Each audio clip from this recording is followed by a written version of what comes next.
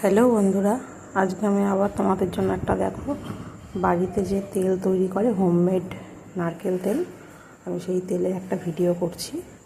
দেখো তেলটা তৈরি করতে আমার লাগছে কালো জিরে, অ্যালোভেরা জেল গাছ থেকে তুলে এনেছে একদম টাটকা, জবা পাতা, তুলসী পাতা, ভিঙ্গরাজ, জবা ফুল,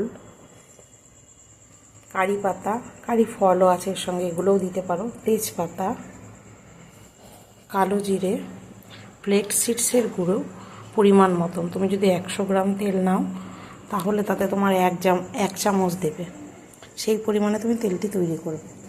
দেখো আমি তেলটা তৈরি করছি। এই যে প্রথমে দিলাম আমি ভিঙ্গরাজ, তেলটা একটু বেশি হয়ে গেছে, একদম সিমে দিয়ে হবে। এবার তোমার জবা ফুলটা দেবো,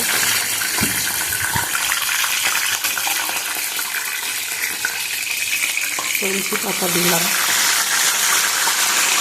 তেজপাতা দিলাম,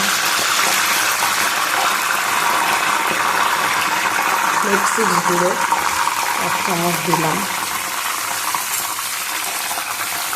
কালো জিরে পরিমাণে 1 চামচই আছে এখানে।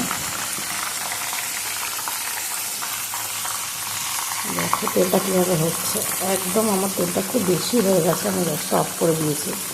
এই যতক্ষণ না তেলটা ঠান্ডা হবে কারি পাতা দিচ্ছে। দেখো কারি পাতার যে ফলগুলো আছে ওগুলো তোমরা দিতে পারো, কোনো অসুবিধা নেই। কারি পাতার সমস্ত জিনিসটাই উপকারী চুলের জন্য।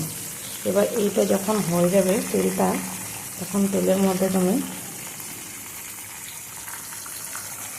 অ্যালোভেরা জেল, আমি একজনের পরিমাণে এটা তৈরি করছি। দেখো এইভাবে তোমাকে নাড়তে থাকতে হবে, নাড়তে নাড়তে দেখবে কালারটা চেঞ্জ হয়ে যাবে, তেলের কালারটা চেঞ্জ হবে। আবার তোমাকে এইটা সারা রাত এই তেলের মধ্যেই এইভাবে ডুবিয়ে রাখতে হবে। ডুবিয়ে রাখার পরে সকালবেলা দেখবে তেলের কালারটা পুরো চেঞ্জ হয়ে গেছে। এভাবে আস্তে আস্তে হতে থাকবে। তেলের কালারটা যখন চেঞ্জ হয়ে যাবে তখন বুঝতে পারবে তোমার তেলটা পুরো পরিমাণে হয়ে গেছে। এটা প্রত্যেক দিন রাত্রিবেলা চুলের গোড়ায় গোড়ায় অল্প অল্প লাগিয়ে তারপরের দিন শ্যাম্পু করে নিতে হবে। আমি তো তোমাদের আগেও ভিডিও করেছি বাড়িতে তৈরি কীভাবে শ্যাম্পুগুলো তোমরা ইউজ করবে। বাড়িতে তৈরি করলে এর গুণাগুণটাই আলাদা হয়। নিজেরাও ব্যবহার করো, তাহলে উপকারটা বুঝতে পারবে। ঠিক আছে বন্ধুরা, আজকের মতন এখানেই অফ করছি ভিডিওটা। আগামী ভিডিও নিয়ে আসছি আবার। ভালো থেকো, সুস্থ থেকো।